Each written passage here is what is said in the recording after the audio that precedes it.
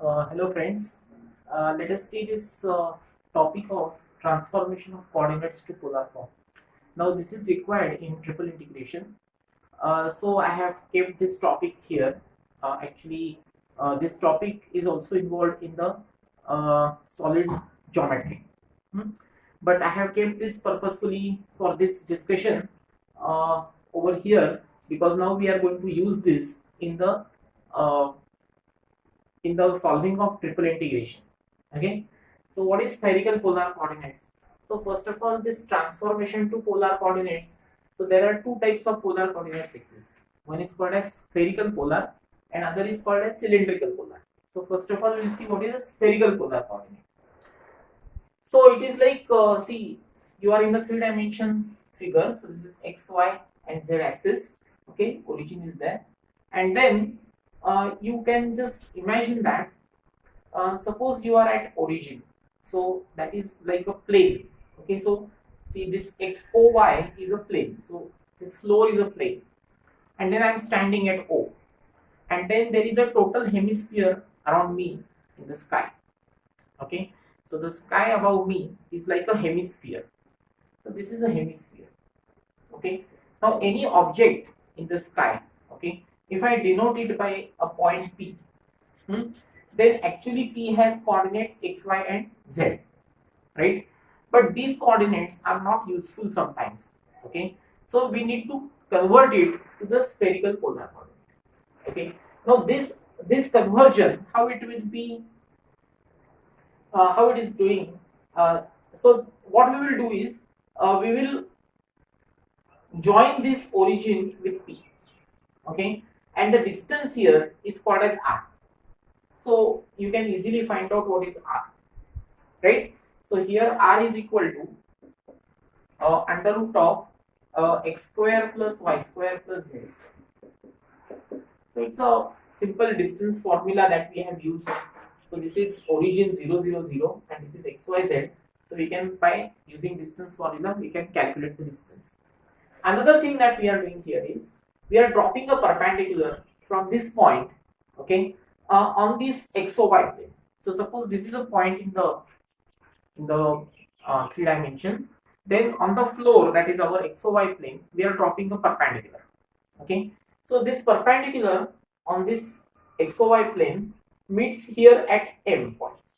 Suppose at M point. Then we will be joining O to M. Okay, so it's on the floor now that we are joining that O and M.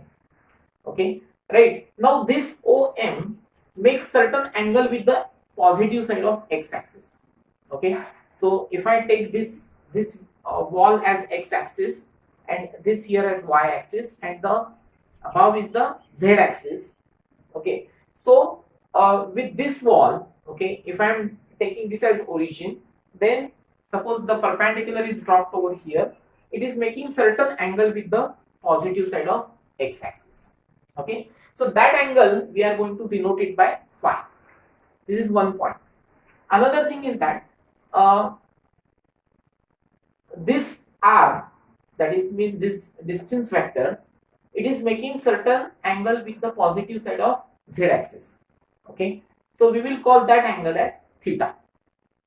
Fine. Okay, so now you can imagine that suppose you are standing at here, okay, and the sun rises the horizon.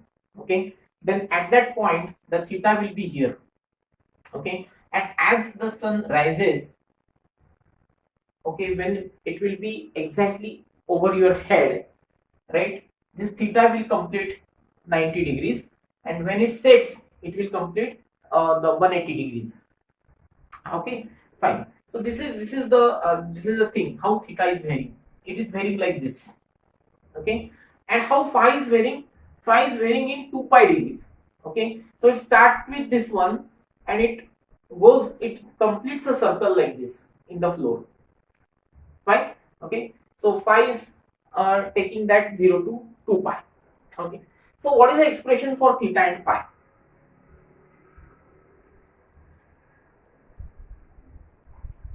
So theta is calculated here as, so theta is equal to, so I say if z is greater than 0, That means if you are in the above x-axis, z is greater than 0, then theta is equal to tan inverse of under root of x square plus y square upon z. And if z is less than 0, then theta will be pi minus tan inverse of under root of x square plus y square upon z. Okay, and to find out phi, actually the value of phi is actually tan inverse of y upon x. Okay, I am purposefully here using the modulus, okay, because I don't want that negative sign inside. So tan inverse of y upon x. But as your x and y are in different quadrants, their values are positive and negative. So I'll give you a picture over here to find phi. So to find phi, what we will use is we use this type of thing. So if your x and y are positive, so if x greater than 0, y greater than 0, then phi will be simply tan inverse of y upon x. Okay, if you are here in the second quadrant, that is x less than 0, y greater than 0, okay, then phi will be equal to pi minus tan inverse of y upon x. Okay, right? So if you are here in the third quadrant, so your x is less than 0 and your y is also less than 0. Okay, then phi is calculated as pi plus tan inverse of y upon x. Okay, and this is modulus, of course. So we need to put the modulus over here. Okay, and if you are here, that means x greater than 0 but y less than 0, that is in the fourth quadrant. Now this x and y, these are the coordinates, right? So from that you can easily determine. So it is 2 pi minus tan inverse of y upon x. So this way you can find out the values of theta, you can value of phi and value of r for any given point in the 3 dimension, right? So any point p, x, y, z, if I give you, you can easily find out these 3 factors r, theta and phi, right? And these are called as spherical polar coordinates. So what we are doing is p, x, y, z is given to me. So I am transforming this to p, r, theta, phi. Okay, by using this formulation. Okay, right? Now how we will do exactly? So what we will do is, so let me just take one example over here. Can you determine, okay, the spherical polar coordinates of a point P, say P minus 3 minus 4 minus 5, right? So let us take this example. Can you determine the spherical polar coordinates of this P? So first of all, I will determine what is R. So what is R here? It is under root of 9 plus 16 plus 25. Okay, so this is 2 root 5. Sorry, 5 root 2. Okay, R is 5 root 2. Fine. Now see that where is your Z? So Z is less than 0 here because Z is negative, right? So I say since Z is less than 0, therefore theta is equal to, okay, I'll use this formulation. It is pi minus tan inverse of modulus under root of x square plus y square. So that is equal to 9 plus 16 divided by minus 5. Okay, so this is basically what? Tan inverse of 1 and it is pi by 4. So we can write down this as pi minus pi by 4. So it is 3 pi by 4. right? So we got the angle theta. Now we will find out phi. So how will find out phi now? See, I've given you the picture of these quadrants. So see where your x and y lines. X and y, they are all both are negative. That means they are lying in the third quadrant. So in third quadrant, how will you find out phi? It is phi plus. So since I say x is less than 0, y is less than 0, therefore phi is equal to pi plus tan inverse of modulus of y upon x. Okay, and you can see that it is modulus of y upon x is equal to, so this is pi plus tan inverse of 4 by 3, right? So this we can determine, and it is coming as 233 degrees and 8 minutes.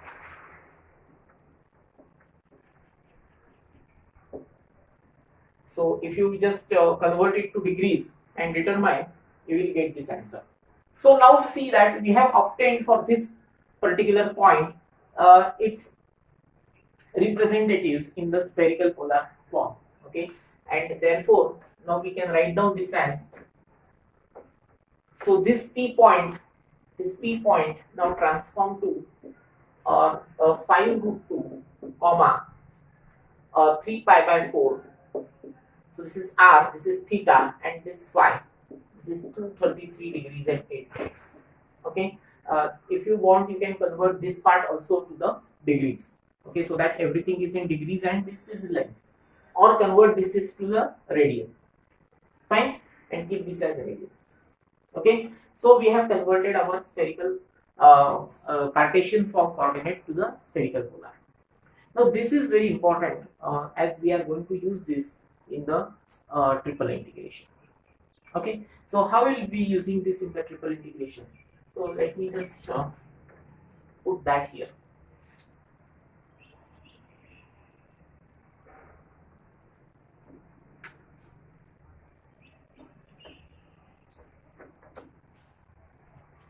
Okay, so see that now in triple integration,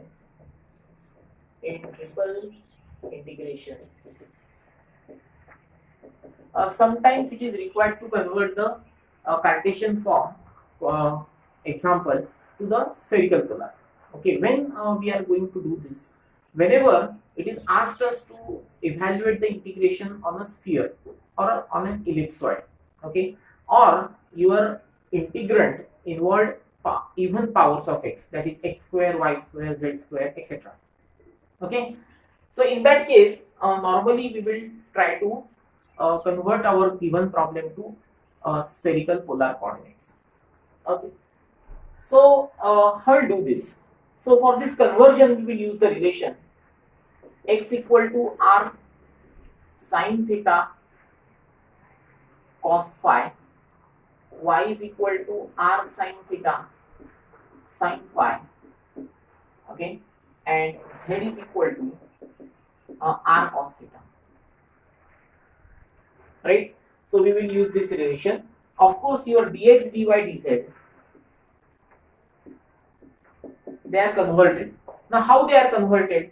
So here we will take the help of the Jacobian. So we will use Jacobian of xyz with respect to r theta phi,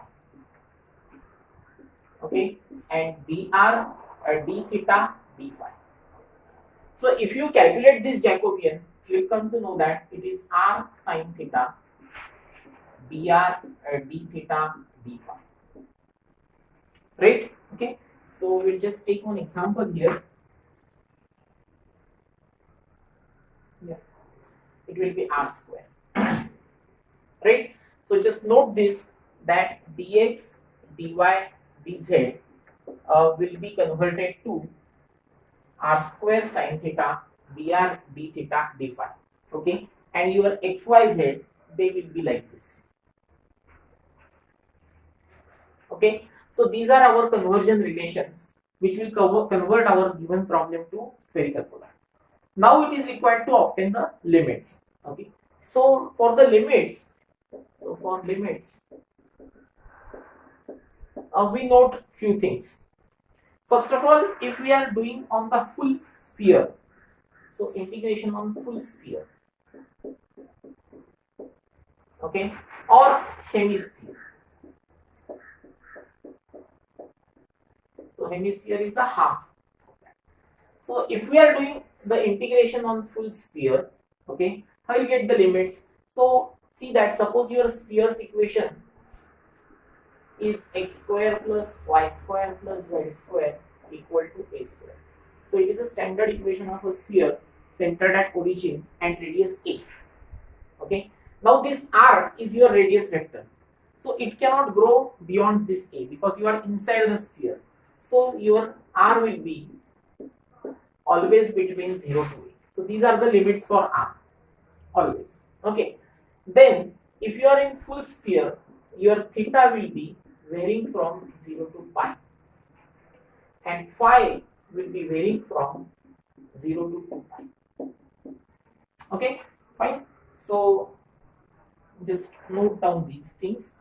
And for hemisphere, this remains same.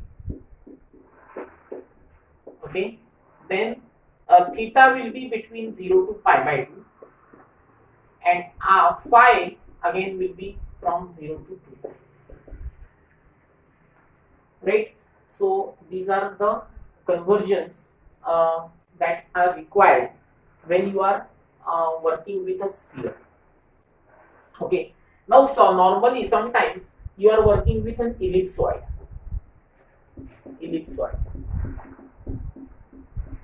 See, so ellipsoid, okay, is x square by a square, y square by b square, z square by c square equal to 1.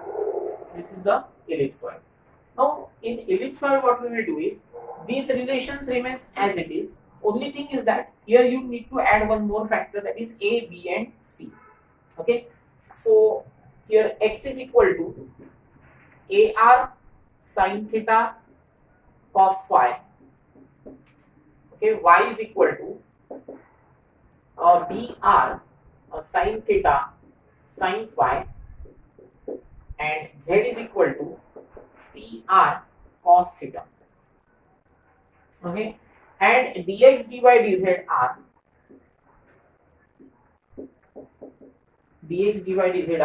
abc r square sin theta dr d theta d phi. Right? Okay, and the limits of integration are just like full sphere. Okay, so limits are as full or sphere. Okay, full sphere except for r. So let us write them explicitly. So 0 less equal r less equal 1. Okay, that is a change. Then 0 less equal theta less equal pi, so it's same as it is, and 0 less equal phi less equal 2 pi.